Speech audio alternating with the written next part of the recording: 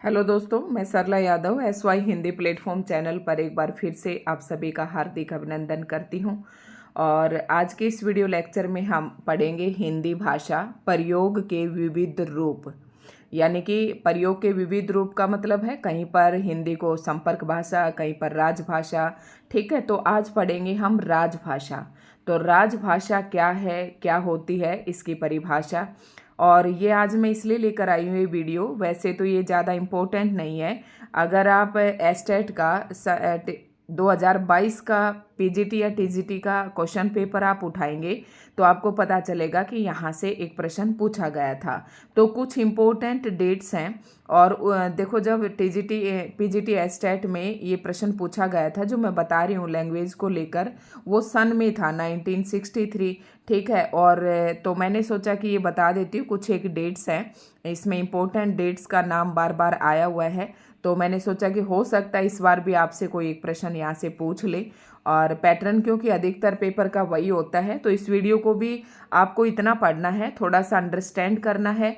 और जो डेट दी गई हैं, जो सन दिए गए हैं, इनको इम्पोर्टेंट नोट कर लेने हैं कि इस सन में क्या हुआ था और उस सन में क्या हुआ था। बहुत ही गहराई से समझना है, क्योंकि हिंदी भाषा के जो अधिनियम थे, एक 1963 में आया, एक 1976 में आया। तो 1963 में क्या था, 76 में क्या था, 77 में क्या था, 1955 में क्या हुआ था और 1949 में क्या हुआ था। तो कुछ एक बातें बस आपको इस वीडियो में इस तरीके से नोट्स बनाने हैं, ज़्यादा कुछ रटना नहीं है। और राजभाषा के बारे में हम पढ़ेंगे, ये टॉपिक आपके सिलेबस में भी होता है। और जैसे KVS, DSSS, NVS, इनके पेपर होते हैं, वहाँ से भी ये राजभाषा जो है हर जगह पर हर सिलेबस में दिया हुआ होता है।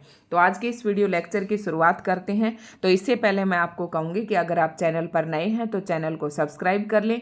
वीडियो आपको अच्छी लगे तो लाइक एंड शेयर जरूर करें। और आज की वीडियो इंपॉर्टेंट रहने वाली है टीजीटी पीजीटी एस्टेट वालों के लिए, और HPSC स्क्रीनिंग वाले बच्चे इसे देखना चाहें तो वो भी देख सकते हैं, क्योंकि हिंदी भाषा का उनके भी सिलेबस में मेंशन है। तो शुरुआत करते हैं। और आज की क्लास नंबर शायद ये 6 है या 5 है। मैं जो थंबनेल लगाती हूँ वीडियो के ऊपर, तो उसमें आपको बिल्कुल एक्यूरेट क्लास नंबर आपको पता चल जाएगा। शायद तो ये 6 है। ठीक है, शुरुआत करते हैं। और टीजीटी पीजीटी एस्ट वाले कई कैंडिडेट हमारे साथ जुड़े हुए हैं, तो उनके लिए वीडियो बहुत ही महत्वपूर्ण रहने वाली है। पढ़ते हैं क्या कुछ इसमें दिया गया है। तो जैसा कि आज हम टॉपिक पढ़ रहे हैं, तो टॉपिक देख लेते हैं कि हिंदी का नाम जो है राजभाषा क्यों पड़ा, इसकी शुरुआत में कहाँ से जो है बातचीत शुरू हुई जिसके कारण इसको राजभाषा नाम दिया गया।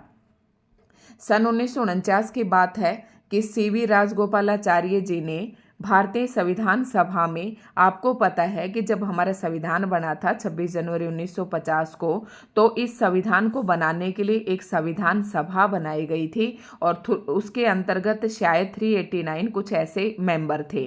तो इनका तो आपको ध्यान नहीं रखना, मैं सिर्फ समझाने के लिए बना रही हूँ कि भारतीय संविधान सभा बनी थी जिसने संविधान को बनाया था। उस संविधान सभा में नेशनल लैंग्वेज के समानांतर, जैसे जो हमारी नेशनल लैंग्वेज का शब्द प्रयोग किया गया था, समानांतर मतलब उसी के समानांतर स्टेट लैंग्वेज शब्द का प्रयोग किया गया। ठीक है, एक नेशनल लैंग्वेज और एक स्टेट लैंग्वेज, दो शब्दों का प्रयोग किया गया। किसके द्वारा? राजगोपालाचार्य के, जो सन 1949 ईस्वी में C राजगोपालाचार्य जी ने भारतीय संविधान सभा में, राजगोपालाचार्य जी ने इस शब्दों का प्रयोग किया था। भारतीय संविधान सभा के ये सदस्य थे।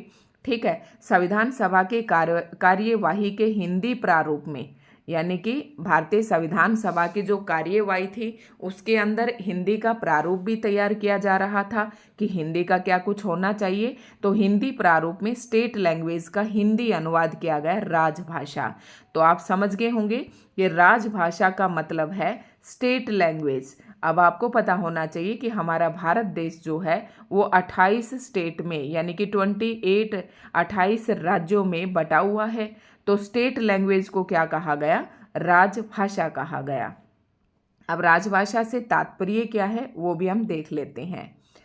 संविधान द्वारा सरकारी कामकाज, प्रशासन, संसद और विधान मंडलों तथा न्यायिक कार्य क्रियाकलापों के लिए स्वीकृत भाषा, यानी कि उस भाषा को हम राजभाषा कह सकते हैं जिस भाषा में संविधान के अनुसार सरकारी कामकाज, वहाँ का प्रशासन, वहाँ की संसद और राज्यों की विधानमंडल और न्याय क्या मतलब है, न्याय कार्यकलापों का मतलब है हाई कोर्ट और जो सुप्रीम कोर्ट है इनके लिए, यानी कि न्यायिक कार्यों के लिए स्वीकृत भाषा। यानी कि अगर आसान शब्दों में कहें तो राजभाषा वह भाषा होती है जिसमें उस स्टेट के या उस राज्य के कार्य जो हिंदी भाषा में किए जाते हैं, चाहे वो प्रशासन के कार्य हो, चाहे संसद या विधानमंडलों के कार्य, यानी कि ऑफिशियल कार्यालयों के कामकाज जब जिस भाषा में होते हैं उसे राजभाषा कहते हैं। तो कार्यालयों के अलावा यहाँ पर प्रशासन भी है, संसद भी है और विधानमंडल भी है और न्यायिका, तीन ही प्रकार के तो ये काम करते हैं व्यवस्थाएं, न्यायपालिका, कार्यपालिका और एक ये ठीक है तीसरा नहीं मुझे ध्यान आ रहा है। तो ये काम करते हैं और इन तीनों की भाषा ही इन तीनों के ऑफिसेज का या कार्यालयों का कार्य जिस भाषा में किया जाता है उसे ही राजभाषा कहते हैं। तो हिंदी को राजभाषा का दर्जा मिला। ठीक है, राजभाषा हिंदी के प्रयोग की प्रगति। अब राजभाषा हिंदी का जब प्रयोग किया गया तो उसकी प्रगति किस प्रकार से हुई, कब कब इसमें संशोधन हुए, क्या क्या इसमें किया गया, ठीक है, ये सारी बातें आज के इस वीडियो लेक्चर में पढ़ेंगे। तो संविधान के लागू होने के बाद राजभाषा के प्रयोग के संबंध में जो प्रमुख घटनाएं घटी हुई इस प्रकार है। यानी कि संविधान जब 1950 में हमारा लागू हो गया तो उसके बाद राजभाषा के प्रयोग के संबंध में जो जो कुछ भी घटित हुआ, प्रमुख घटनाएं घटित हुई, उन सबको इस वीडियो में देखेंगे हम। देखो बहुत इंपॉर्टेंट टॉपिक है। तो इससे पहले वाली वीडियो अगर मैंने बताई थी हिंदी की संवैधानिक स्थिति, अगर आपने वो वीडियो देखी होगी तो आप आसानी से समझ जाएंगे कि संसद में ना एक समिति बनाई जाएगी, भाषा समिति बनाई जाएगी और वो भाषा समिति हिंदी के प्रचार और प्रसार को लेकर कार्य करेगी और उस पर जो राष्ट्रपति जो है उनके द्वारा किए गए कार्यों को देखेगा और उन पर फिर कुछ दिशा निर्देश भी दे सकता है। ये मैंने बताया था आपको। तो उसी के संदर्भ में राष्ट्रपति का एक आदेश आया 1952 में। क्या कुछ था ये देखना, सन याद रखना 1952 में क्या हुआ था, 1955 में क्या हुआ था, क्योंकि वो सारी घटनाएं मैं बता रही हूँ जो संविधान के लागू होने के बाद जो राजभाषा के प्रयोग के साथ घटी थी वो घटनाएं मैं इसमें बता रही हूँ। और इसी प्रकार से यहाँ से आपके पेपर में प्रश्न पूछे जाते हैं और बहुत ही कम यूट्यूबर्स होंगे जो आपको इस तरीके के प्रश्न यहाँ पर बता पाएंगे। ठीक है, तो 1952 में राज्यपाल तो आप जानते होंगे, सुप्रीम कोर्ट, हाई कोर्ट के न्यायाधीशों की नियुक्ति के अधिपत्रों के लिए हिंदी का प्रयोग प्राधिकृत, यानी कि 1952 में राष्ट्रपति ने आदेश दिया। सबसे पहले आपको पता है 1950 में संविधान लागू हुआ। संविधान लागू होने के बाद पहला जो हिंदी के प्रयोग में जो परिवर्तन हुआ वो ये हुआ कि 1952 में ही राष्ट्रपति ने आदेश दे दिया था कि जो राज्यपाल है, सुप्रीम कोर्ट है और जो हाई कोर्ट है और न्यायाधीश है, इनको नियुक्त करने के लिए जो पत्र जारी किए जाते हैं उनमें हिंदी का प्रयोग किया जाएगा। आसान शब्दों में आप समझ गए होंगे। तो 1952 अगर डेट में आपसे पूछे तो ये काम हुए थे। 1955 में पूछे तो सुनना ध्यान से। 1955 में आदेश जारी किया। मैंने बताया ना अभी कि संसद में एक समिति बनेगी भाषा को लेकर, वो समिति कुछ दिशा निर्देश देगी और कुछ विचार रखेगी, कुछ राय रखेगी भाषा को लेकर और उस राय पर राष्ट्रपति क्या देंगे, आदेश देंगे। तो राष्ट्रपति ने आदेश दिया 1952 में और 1955 में आदेश जारी किया कि जहां तक संभव हो जनता के साथ पत्र व्यवहार में तथा प्रशासनिक कार्यों में हिंदी के प्रयोग को अंग्रेजी के साथ बढ़ावा दिया जाए। 1955 में राष्ट्रपति ने ये भी आदेश दिया कि जहां तक जितना संभव हो सके जो कार्यालयों में हम पत्र व्यवहार करते हैं, आपस में पत्रों के माध्यम से बात करते हैं या जो प्रशासनिक कार्य हो रहे हैं वहां पर हिंदी के प्रयोग को अंग्रेजी के साथ साथ बढ़ाया जाए। यानी कि पत्र व्यवहार जो थे या प्रशासनिक कार्य थे उस समय अंग्रेजी में हो रहे थे। तो 1955 में राष्ट्रपति ने आदेश दिया कि उसके साथ साथ अंग्रेजी के साथ साथ हिंदी के प्रयोग को भी बढ़ावा दिया जाए, पर साथ ही ये बात भी लिख दी जाए कि अंग्रेजी पाठ ही प्रमाणिक माना जाएगा। लेकिन देखो जो वरीयता है वो फिर भी अंग्रेजी को ही दी गई कि अंतिम जो निर्णय होगा वो अंग्रेजी को ही प्रमाणिक माना जाएगा। ठीक है, तो 1952 में ये मिला। 1955 में राष्ट्रपति ने ये आदेश दिया। अब 1955 में जो आदेश दिया था उसमें कुछ प्रयोजनों के लिए अंग्रेजी के साथ साथ हिंदी का प्रयोग निर्धारित, जैसे ये तो हमने पढ़ ही लिया, वही सारी बातें हैं। जनता के साथ पत्र व्यवहार में, प्रशासनिक रिपोर्ट, सरकारी पत्रिकाओं व संसदीय रिपोर्ट में। ठीक है, हिंदी को राजभाषा मान चुके राज्यों के साथ पत्र व्यवहार। कह रहा कि जो राज्य, जिन राज्यों ने ये स्वीकार कर लिया कि हमारी राजभाषा हिंदी है तो उनके साथ पत्र व्यवहार हिंदी में होना चाहिए। संधि पत्र और करार में, यदि किसी के साथ कोई संधि की जाती है, जैसे एक राज्य दूसरे राज्य के साथ कोई संधि करता है, तो संधि व्यवहार में भी हिंदी का प्रयोग किया जाएगा। राजनयिक व अंतर्राष्ट्रीय संगठनों में भारतीय प्रतिनिधियों के नाम जारी किए जाने वाले पत्रों में भी हिंदी का प्रयोग किया जाएगा। ठीक है, तो 1955 में जो हमने पढ़ा, सबसे पहला राष्ट्रपति का आदेश 1952 में आया, फिर 1955 में आया और 1955 में ये सब कुछ था। ठीक है, यहाँ पर मैंने डिटेल से बता दिया है। अब एक राजभाषा आयोग आया, उसमें क्या कुछ किया गया, ये थोड़े थोड़े परिवर्तन है, ये और देख लेते हैं। तो राजभाषा जो आयोग आया वो तो आदेश दिए थे, अब राजभाषा आयोग भी 1955 में ही आया था। उसमें बताया था मैंने पिछले वीडियो में कि हर 5 साल बाद और हर 10 साल बाद जो भाषा की समिति होगी संसद में, वो एक बैठक ली जाएगी राष्ट्रपति के द्वारा। कुछ ऐसा मैंने एक वीडियो में, पिछली वाली वीडियो में बताया था। ठीक है, तो 1955 में राष्ट्रपति, तो 55 में तो सभा होनी ही होनी थी क्योंकि 5 साल हो गए थे संविधान को लागू हुए। तो राष्ट्रपति ने संविधान के प्रावधानों के अनुसार बाला साहेब गंगाधर खेरजी की अध्यक्षता में, ध्यान रखना पहला जो राजभाषा आयोग था वो कब, उसकी स्थापना कब की गई थी, एक आयोग की स्थापना की गई। पहला राजभाषा आयोग की स्थापना 1955 में हुई। किसकी अध्यक्षता में हुई, मैंने बताया था बीजी खेर की अध्यक्षता में। बीजी खेर की यानी कि बाला साहेब गंगाधर खेर की अध्यक्षता में एक आयोग की स्थापना हुई। इंपॉर्टेंट है ये प्रश्न। इस आयोग ने राजभाषा के प्रयोग के बारे में क्या सुझाव दिए थे, वो इस प्रकार से हैं, वो थोड़ा सा हम बस इनका आपको पता होना चाहिए, रटना नहीं है कि 1955 में क्या क्या सुझाव दिए थे कि पारिभाषिक शब्दावली निर्माण की गति तीव्र होनी चाहिए। कि शब्दावली निर्माण है, देखो शब्द है ना, अब हिंदी के अंदर कुछ शब्द संस्कृत के हैं, कुछ विदेशी भाषाओं के हैं, कोई पुर्तगाली है, कोई चीनी शब्द है, ऐसे शब्द शामिल किए गए हैं। तो उस शब्दावली का जो निर्माण है ना वो तीव्र होना चाहिए, तभी भाषा का साहित्य जो है ना समृद्ध होगा। अंतर्राष्ट्रीय शब्दावली को थोड़े हेरफेर के साथ स्वीकार कर लेना चाहिए। ठीक है, मतलब जो शब्द अंतर्राष्ट्रीय स्तर पर दौड़ रहे हैं या प्रयोग किए जा रहे हैं उनको थोड़े बोड़े हेरफेर के साथ स्वीकार कर लेना चाहिए। हिंदी क्षेत्र के विद्यार्थियों को एक और भाषा, विशेषतः दक्षिण भारत की भाषा अवश्य सीखनी चाहिए। मतलब दक्षिण में कौन सी आती थी, तमिल, तेलुगु, कन्नड़, मलयालम।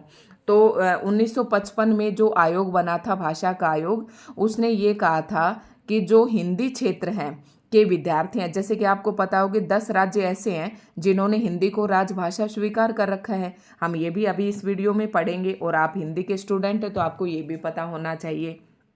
ठीक है, तो हम लोग हैं जैसे कि हम हरियाणा के हैं, हरियाणा के लोग हिंदी इनकी राजभाषा है ना। ठीक है, तो हिंदी राजभाषा है तो हमें भी ना दक्षिण की एक भाषा अवश्य सीखनी चाहिए, तमिल, तेलुगु, मलयालम। ठीक है, और अगर आपने हरियाणा जी के पढ़ा होगा तो देखा होगा कि हमारे यहाँ पर जो दूसरी भाषा थी ना बंसीलाल के टाइम में, शायद वो तमिल थी। ठीक है, तमिल थी, लेकिन उसको बदलकर फिर दूसरी कर दी थोड़े दिन बाद। कुछ ऐसा प्रश्न आप देखेंगे, हमारे यहाँ भी थी तमिल, तो ये इसी के अकॉर्डिंग थी कि एक दूसरी भाषा भी, हिंदी भाषी क्षेत्र जो है दक्षिण की एक भाषा को जरूर पढ़ेंगे।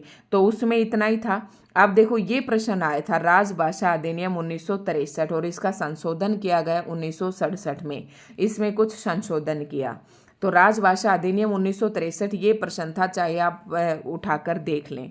तो संविधान के उपबंधों के अनुसार 1965 ईस्वी में हिंदी को भारत की एकमात्र राजभाषा बनना था। जैसे मैंने बताया कि 1950 के बाद 15 साल दिए गए थे कि हिंदी अपना स्थान ले लेगी, 15 साल की वो दी थी समय सीमा। लेकिन उस 1965 के बाद स्थिति नहीं बदली। ठीक है, पर इससे ठीक पहले अहिंदी क्षेत्र जैसे हमारे दक्षिण के राज्य हैं ना, इन्हें अहिंदी क्षेत्र कहा जाता है, जहाँ पर हिंदी नहीं बोली जाती। विशेषतः पश्चिमी बंगाल, तमिलनाडु में हिंदी विरोधी आंदोलन प्रारंभ हो गई। ठीक है, जब ऐसा कहा गया 15 सालों में कि हिंदी को मतलब विशेष दर्जा दिया जाए, हिंदी में राजकार्य होने चाहिए, तो क्या थे कि उस समय अहिंदी भाषी जो राज्य थे उन्होंने अपने आंदोलन प्रारंभ कर दिए। ऐसी स्थिति में जवाहरलाल नेहरू ने अहिंदी भाषी क्षेत्रों को यह आश्वासन दिया कि हिंदी को एकमात्र राजभाषा स्वीकार करने से पहले अहिंदी क्षेत्रों की सहमति प्राप्त की जाए। फिर जब आंदोलन होने लगे तो पंडित जवाहरलाल नेहरू ने ये कहा कि जिन राज्यों में हिंदी नहीं बोली जाती, यानी कि जो अहिंदी भाषी क्षेत्र हैं, उनको ये आश्वासन दिया कि हिंदी को हम तब तक एकमात्र राजभाषा स्वीकार नहीं करेंगे जब तक अहिंदी भाषी क्षेत्रों की सहमति नहीं ले लेंगे। इसी आश्वासन की पूर्ति के लिए अधिनियम बनाया गया था, जिसके कुछ प्रमुख प्रावधान थे, यानी कि राजभाषा अधिनियम जो 1963 में बना था, उसमें पंडित जवाहरलाल नेहरू ने अहिंदी भाषी क्षेत्रों को आश्वासन दिया था कि जब तक तुम्हारी सहमति नहीं ली जाएगी हम राजभाषा को हिंदी नहीं बनाएंगे। और उस समय इस अधिनियम में कुछ प्रमुख प्रावधान थे, वो क्या क्या थे। 26 जनवरी 1965 के बाद भी हिंदी के अतिरिक्त अंग्रेजी भाषा का प्रयोग यथावत चलता रहेगा, ये कह दी गई थी उस समय भी। ठीक है, उच्च न्यायालयों के निर्णयों में हिंदी या किसी राज्य स्तरीय राजभाषा का प्रयोग किया जा सकेगा। ठीक है, तो ये कुछ बातें हैं जिन्हें आपको ध्यान रखना है। ठीक, संघ के संकल्पों आदि सूचनाओं, विज्ञापनों आदि दस्तावेजों को हिंदी और अंग्रेजी दोनों भाषाओं में जारी करना अनिवार्य होगा। जहाँ तक अहिंदी भाषी राज्य अंग्रेजी को समाप्त करने का संकल्प नहीं ले लेंगे, तब तक अंग्रेजी का प्रयोग चलता रहेगा। देखो, इन्होंने ये कह दिया कि जो अहिंदी भाषी राज्य है ना, अगर वो अंग्रेजी को समाप्त करने का संकल्प नहीं ले लेंगे तब तक अंग्रेजी में प्रयोग चलता रहेगा। और जिसके कारण आप देख रहे हैं कि आज तक भी अंग्रेजी का प्रयोग चल रहा है, क्योंकि जो अहिंदी भाषी क्षेत्र हैं, जो दक्षिण के राज्य हैं, वो कभी इस बात से राजी होने वाले हैं नहीं। 27 अप्रैल 1963 को, अब ये इम्पोर्टेंट है, लेकिन पेपर में ना एग्जैक्ट डेट नहीं दी हुई थी, सिर्फ 1963 दिया हुआ था। और मेरा कुछ ऐसे ही इधर उधर से पेज पलटते हुए ये चीज़ पढ़ी हुई थी, तो ये प्रश्न भी मेरा सही था। 27 अप्रैल 1963 को लोकसभा में तथा 7 मई 1963 को राज्यसभा, आपको पता है कोई भी नया कानून बनाना होता है तो उसको लोकसभा और राज्यसभा में पारित करना होता है। दोनों सदन की जब सहमति होता है तभी कोई वो अधिनियम बनता है। तो 27 अप्रैल 1963 को तो ये लोकसभा में पारित हो गया और 7 मई 1963 को राज्यसभा में। अंततः ये अधिनियम कब हुआ? 10 मई 1963 को। अगर आपसे एग्जैक्ट डेट पूछे तो ये 10 मई 1963 को राजभाषा अधिनियम पहला बना था। ठीक है, इस संकल्प क्या है? 1968 में भी एक संकल्प लिया गया था, तो वो क्या संकल्प था? 1967 के संशोधन के बाद अहिंदी भाषी राज्यों की चिंता तो समाप्त हो गई। अब उनकी चिंता तो समाप्त हो गई जो अहिंदी भाषी थे, क्योंकि उन्हें कह दिया था कि जब तक अहिंदी भाषी लोग जब तक सहमति प्रकट नहीं करेंगे तब तक हम हिंदी को राज्य भाषा नहीं बनाएंगे। किंतु उन लोगों की चिंता बढ़ने लगी जो देश की एकता के लिए हिंदी को एकमात्र राजभाषा के रूप में स्वीकार करना चाहते थे। अब देखो, दो पक्ष होते हैं तो ये बात तो होती है।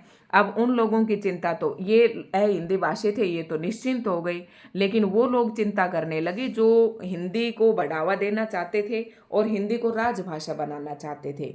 तो उनकी चिंता इसलिए बढ़ने लगी कि इस तरीके से तो हिंदी का भी अपना स्थान पा ही नहीं पाएगी।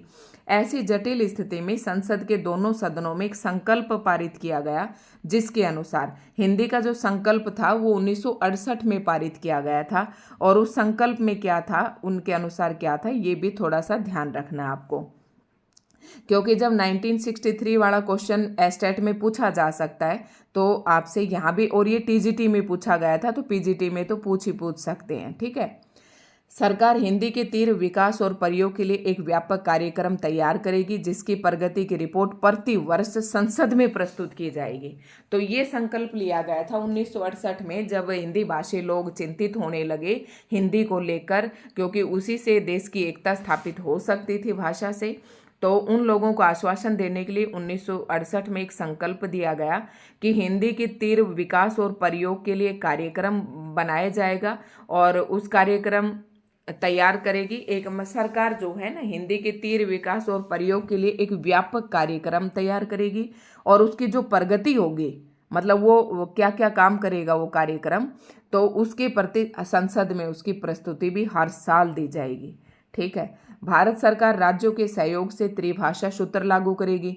भारत सरकार राज्यों के सहयोग से त्रिभाषा सूत्र, इसके अंतर्गत हिंदी भाषी क्षेत्रों में हिंदी और अंग्रेजी के अतिरिक्त एक अन्य भारतीय भाषा, जैसे कि कोई भी विशेषतः दक्षिणी भारत भाषा का अध्ययन अनिवार्य होगा तथा हिंदी भाषी क्षेत्रों में प्रादेशिक भाषा और अंग्रेजी के अतिरिक्त हिंदी का अध्ययन अनिवार्य होगा। यानी कि ये सही किया था, जो संकल्प लिया गया था 1968 में, ये कहा गया था कि जो हिंदी भाषी हैं वो तो कोई एक हिंदी और अंग्रेजी के अलावा कोई एक और भाषा लेंगे, और जो हिंदी भाषी क्षेत्र हैं वो हिंदी भाषी क्षेत्रों में कोई भी प्रादेशिक भाषा और अंग्रेजी और उसके अलावा हिंदी का अध्ययन अनिवार्य होगा। ठीक है, तो समझ गए होंगे, आसान सी बातें हैं ये। और केंद्रीय सेवा में भर्ती के लिए हिंदी अथवा दोनों भाषाओं का ज्ञान आवश्यक होगा। जो केंद्रीय सेवा देगा, सेंट्रल गवर्नमेंट के जो जॉब करेगा, उनको दोनों भाषाओं का ज्ञान होना चाहिए। सरकार 8वीं अनुसूची में उल्लेखित सभी भाषाओं के समन्वित विकास के लिए कार्यक्रम तैयार करेगी। ठीक है, ये लास्ट पेज है, इसमें और देख लेते हैं क्या कुछ दिया गया है। तो ये संकल्प में, संकल्प कब आया? 1968 में लिया संसद ने। ठीक है, और ये संसद में, ये संकल्प के अनुसार ये था कि संसद में हर साल हिंदी को विकास को लेकर जो रिपोर्ट होगी वो प्रस्तुत की जाएगी। अधिनियम कब बना था? 10 मई 1963 को, मैंने अभी बताया आपको। ठीक है, राजभाषा अधिनियम एक अगला कब बना? एक तो 1963 में, और अगला राजभाषा अधिनियम कब बना? 1976 में। ध्यान से देख लेना इनको। ये संकल्प 1900 राजभाषा अधिनियम एक तो आया 1963 में और इसमें संशोधन किया गया 1968 में। तो ऐसा नहीं है कि आपके पेपर में 63 भी दे देंगे और 67 भी दे देंगे, एक ही देंगे। पिछली बार भी ऐसा नहीं था, तो इसमें संशोधन किया गया 1967 में। फिर अगला राजभाषा अधिनियम आया 1976 में। तो इसमें क्या कुछ कहा गया था ये और पढ़ लेंगे। ठीक है, हो सकता है इस बार ये पूछ ले, पिछली बार वो पूछा था। तो भारत सरकार ने राजभाषा अधिनियम के उपबंधों को कार्यान्वित करने का दायित्व किसको सौंपा? गृह मंत्रालय को सौंपा, जिसके लिए गृह मंत्रालय के अधीन एक राजभाषा अनुभाग की स्थापना हुई, जो बाद में स्वतंत्र राजभाषा विभाग हो गया। राजभाषा विभाग ने सरकारी कामकाज में हिंदी के प्रयोग को सुनिश्चित करने के लिए 12 नियम निर्धारित किए। अब ये ध्यान रखना है कि जो राजभाषा अधिनियम 1976 में बना था, उसने 12 नियम निर्धारित किए, और इनमें से जो प्रमुख हैं वो इस प्रकार से हैं। क्या क्या प्रमुख थे? कि देश भर के केंद्रीय सरकार के कार्यालयों को 3 वर्गों में बांट दिया, कि पूरे देश में जितने भी केंद्रीय सरकार के ऑफिस हैं या कार्यालय हैं उनको 3 भागों में बांट दिया। एक तो क वर्ग, एक ख वर्ग और ग वर्ग। अब क वर्ग में वे राज्य आते हैं जिनकी पहली भाषा हिंदी है, और वे राज्य कौन कौन से हैं? जैसे कि उत्तर प्रदेश, मध्य प्रदेश। अब मैं ये आपको ट्रिक से याद करवाती हूँ, मैंने भी ऐसे याद कर रखे थे। उत्तर प्रदेश, मध्य प्रदेश और हिमाचल प्रदेश, 3 तो प्रदेश हैं। ठीक है, उसके बाद एक हमारा हरियाणा, और हरियाणा के साथ लगता दिल्ली, 5 हो गए। राजस्थान में भी हिंदी बोली जाती है और बिहार में भी हिंदी का बाहुल्य है। तो क वर्ग में वो राज्य हैं, ये 10 राज्य हैं। उत्तर प्रदेश, मध्य प्रदेश, हिमाचल प्रदेश 3, और हरियाणा और दिल्ली 5, और फिर राजस्थान और बिहार, ये कितने हो गए? 7। ये 7 राज्य हैं जो क वर्ग के अंदर आते हैं। ख वर्ग में प्राय वे राज्य आते हैं जिनमें हिंदी समझी जाती है। ये तो वो राज्य थे क वर्ग में तो जिनकी भाषा ही पहली हिंदी है, त्रिभाषी सूत्र को लेकर जिनकी भाषा ही हिंदी है पहली। ठीक है, ख वर्ग में वे राज्य आते हैं जिनमें हिंदी समझी जाती है किंतु पहली भाषा के रूप में प्रयुक्त नहीं होती। इनमें प्रमुख है पंजाब, गुजरात, महाराष्ट्र, और केंद्र शासित प्रदेशों में चंडीगढ़ और अंडमान निकोबार। ग वर्ग में वे सभी शेष राज्य आ जाते हैं। इन राज्यों में प्राय हिंदी नहीं समझी जाती। ये राज्य हैं पश्चिम बंगाल, उड़ीसा, उत्तर पूर्वी क्षेत्र के सभी राज्य। ठीक है, और दक्षिण भारत के 4 राज्य। दक्षिण भारत ये कर्नाटक वगैरह, केरल, ये सारे। ठीक है, अब क में क्या कहा गया था कि जो क क्षेत्र में जो राज्य आते हैं ना, उन पत्रों आदि के लिए निश्चित किया गया कि उनमें हिंदी का प्रयोग होगा। अगर अंग्रेजी का प्रयोग किया जाए तो साथ में हिंदी में भी अनुवाद भेजा जाए, और ख क्षेत्र के साथ जो पत्र व्यवहार व सामान्यतः हिंदी में हो तथा ग क्षेत्र के साथ पत्राचार अंग्रेजी में ही होता रहे। क्योंकि ग क्षेत्र में दक्षिण के राज्य थे तो इनके साथ पत्राचार अंग्रेजी में होता रहेगा। और पहले वाले वर्ग में 7 वो राज्य थे जिन्होंने पहले ही तौर पर हिंदी को, उनकी प्राथमिक भाषा ही हिंदी थी, पहली भाषा ही हिंदी थी, तो उनमें हिंदी का प्रयोग हो। अगर अंग्रेजी का प्रयोग किया जाए तो साथ में हिंदी, यानी कि वहाँ हिंदी मस्ट है। अगर अंग्रेजी का प्रयोग किया जा रहा है तो उसके साथ साथ हिंदी में उसका अनुवाद भी होना चाहिए। और ख क्षेत्र में हिंदी में हो, और पत्राचार सामान्यतः हिंदी में हो, और ग क्षेत्र में अंग्रेजी में। ठीक है, तो ये समझ गए होंगे। हिंदी में कहीं से प्राप्त पत्र का उत्तर हिंदी में ही देना होगा। अगर हिंदी से में कोई पत्र आता है तो उसका जवाब भी हिंदी में देना होगा। सभी दस्तावेज हिंदी व अंग्रेजी दोनों भाषाओं में साथ साथ निकाले जाएंगे। जैसे कोई पत्र निकाला गया, कोई निर्देश दिया गया, तो दोनों दस्तावेज हिंदी और अंग्रेजी दोनों भाषाओं में निकाले जाएंगे। इसका उत्तरदायित्व तो दस्तावेज पर हस्ताक्षर करने वाले अधिकारी का होगा कि ये दोनों दस्तावेज आपको हिंदी और इंग्लिश में मिले हैं या नहीं मिले हैं। फिर क्या कहा गया, केंद्र सरकार के सभी फार्म, नाम पट जो श्याम बोर्ड पे लगाते हैं ना, ब्लैक बोर्ड पे, सूचना पट, पत्र, शीर्ष, मुहरें आदि हिंदी व अंग्रेजी दोनों भाषाओं में होंगे। प्रत्येक कार्यालय के प्रधान का ये दायित्व होगा कि वह भाषा के संबंधी नियमों और आदेशों का अनुपालन कराएं और जांच पड़ताल करते रहें। ठीक है। और 1976 के बाद जो प्रगति की, 1976 से अब तक राजभाषा की प्रगति का विश्लेषण की जो जिम्मेदारी सौंपी वो विभिन्न मंत्रालयों के अनुसार किया जाएगा। मतलब 1976 के बाद राजभाषा की जो प्रगति होगी उसका जो विश्लेषण है वो विभिन्न मंत्रालयों के अनुसार किया जा सकता है। वो कौन कौन से मंत्रालय थे? भारत सरकार के 3 मंत्रालय, जैसे कि राजभाषा संबंधी कार्यों में संलग्न है। कौन कौन से मंत्रालय हैं? गृह मंत्रालय, राजभाषा विभाग जिसे कहा जाता है, विधि मंत्रालय और शिक्षा मंत्रालय। तो ये 3 मंत्रालय थे जिनकी जिम्मेदारी सौंपी गई है जिनको। तो अब इनके बारे में बता रखा था, आगे वो मैंने कॉपी नहीं की आपको लिए। ठीक है, तो ये ऐसे ही था, वहाँ पर कोई इंपॉर्टेंट बात नहीं थी। तो यही कुछ इंपॉर्टेंट बातें थी। एक तो आपको संशोधन जो राजभाषा अधिनियम 1976 याद रखना है, जिसमें क, ख और ग 3 वर्ग में बांटे गए थे। क में कौन से थे, ख में कौन से और ग में कौन से हैं। क का पत्र व्यवहार कौन सी भाषा में होगा, ख का कौन सी में और ग का कौन सी में। 3 बातें आपको याद रखनी है। तो दोस्तों आज की वीडियो आपको कैसी लगे? अगर अच्छी लगी हो तो कमेंट करके ज़रूर बताएं। चैनल पर नए हैं तो चैनल को सब्सक्राइब जरूर करें।